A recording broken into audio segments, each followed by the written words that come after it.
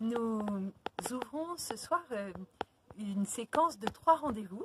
Alors, nous serons aidés avec Vicente, Céline, Paul et Claude, qui vont nous aider à méditer, à lire, à relire ce texte du récit de la Passion. Alors, dimanche, nous allons lire pour les rameaux l'entièreté de la Passion selon saint Matthieu. Et puis vendredi saint avec saint Jean, c'est assez classique. Alors, pour introduire ce temps-là, je pensais à ce verset essentiel dans l'évangile de Jean 3 au verset 16 qui dit « Car Dieu a tant aimé le monde qu'il a donné son Fils ». Et je pense que relire la Passion avec ce starting block de cette phrase si importante « Car Dieu a tant aimé le monde qu'il a donné sa vie, il a donné son Fils ».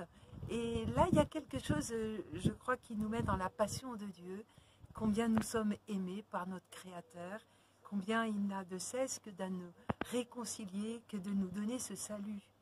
Alors, pour pointer un petit peu ce que nous allons entendre à partir de Matthieu, Matthieu qui a dû écouter des témoins de Jésus, de la vie du temps de Jésus, comment Matthieu nous présente ce texte de la Passion.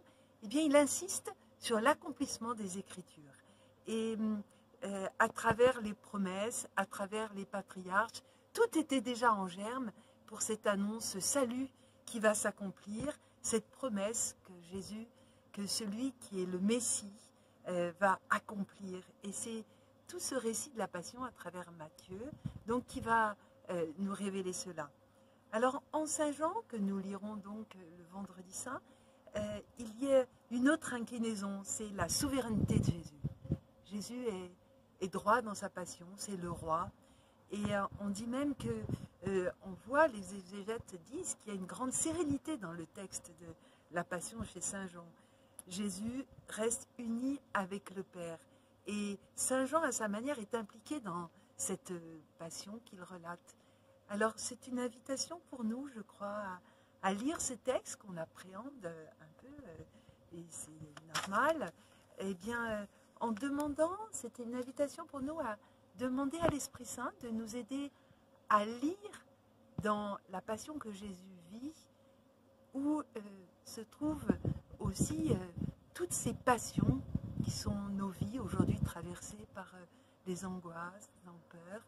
Eh bien, comment Jésus, lui, nous introduit et nous assure que de ces passions va naître cette vie qu'il veut, cette vie nouvelle à laquelle nous sommes appelés, cette vie en abondance.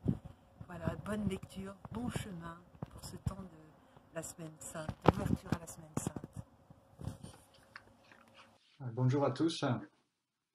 Alors, je vais démarrer cette série des petites vidéos sur la Passion selon saint Matthieu en commentant un passage qui me parlait particulièrement. En fait, ce sont deux passages. Et ça correspond à la dernière scène, qui est au début du chapitre 26, et la prière à Gethsemane, donc au mont des Oliviers. Alors, la dernière scène, on connaît bien hein, tout ça. Jésus sait que son heure arrive, mais je trouve intéressant, très touchant qu'il prend le temps de fêter la Pâque avec ses disciples, malgré cette angoisse qu'il commence à ressentir. Et non seulement ça, mais il partage même la table avec les disciples, le disciple qui va les trahir. Donc ça, c'est pour dire aussi son amour pour tous les hommes, non seulement ceux qu'il aime, mais ceux aussi ceux qui haïssent. Et voilà, donc, et dans cette délicatesse qu'il exprime, il nous donne, il prend le temps de nous donner son plus beau cadeau, qui est l'Eucharistie. C'est cette dernière scène qui institue l'Eucharistie.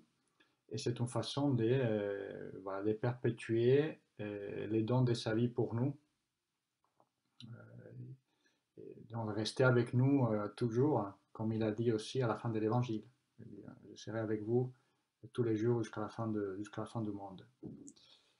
Voilà, donc après le repas, ils sortent.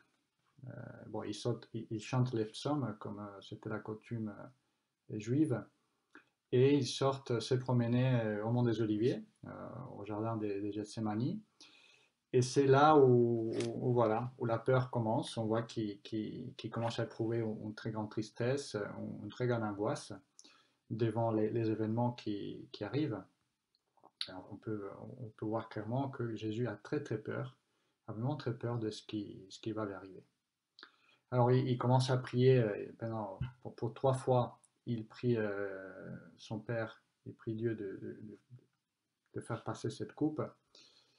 Et en même temps, il préfère, dans ce dialogue qui s'établit avec Dieu, il préfère la volonté de Dieu à sa propre volonté. C'est là où il dit bon, que ta volonté soit faite.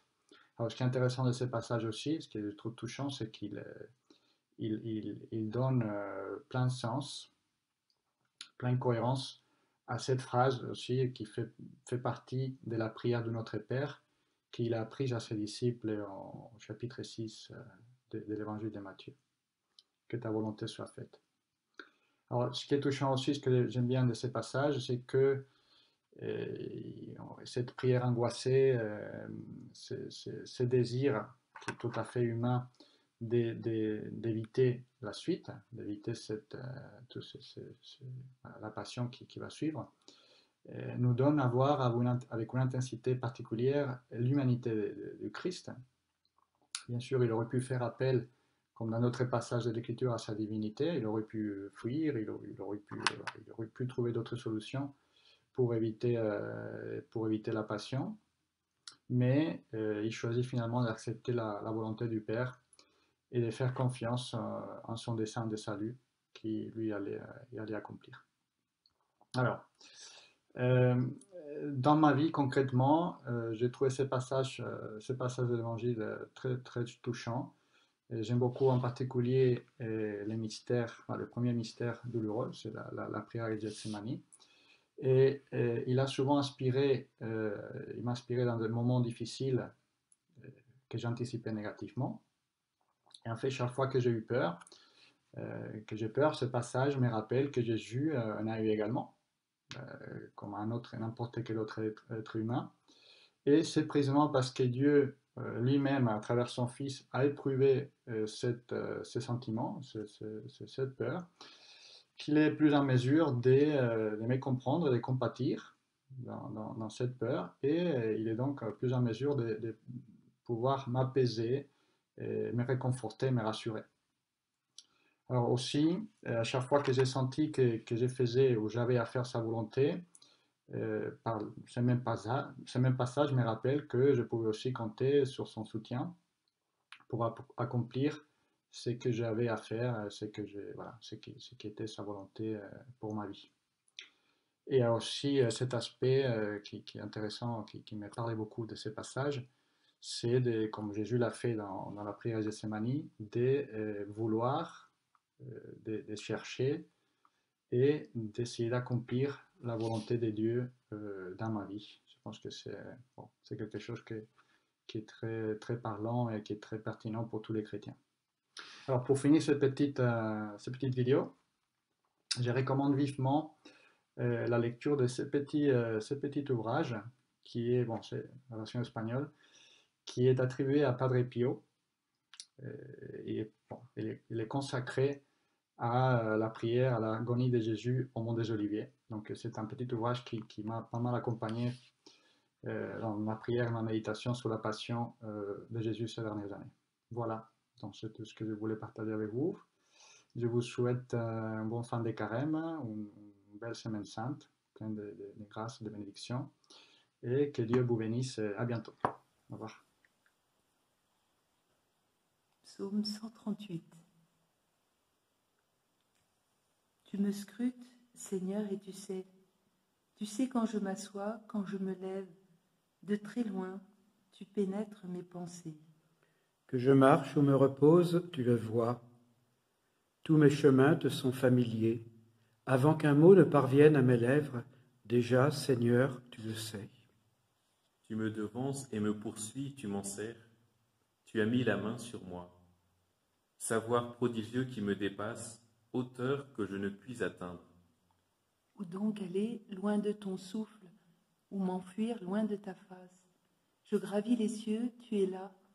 Je descends chez les morts, te voici. Je prends les ailes de l'aurore et me pose au-delà des mers. Même là, ta main me conduit, ta main droite me saisit. J'avais dit, les ténèbres m'écrasent, mais la nuit devient lumière autour de moi. Même la ténèbre pour toi n'est pas ténèbre, et la nuit comme le jour est lumière. C'est toi qui as créé mes reins, qui m'as tissé dans le sein de ma mère. Je reconnais devant toi le prodige, l'être étonnant que je suis.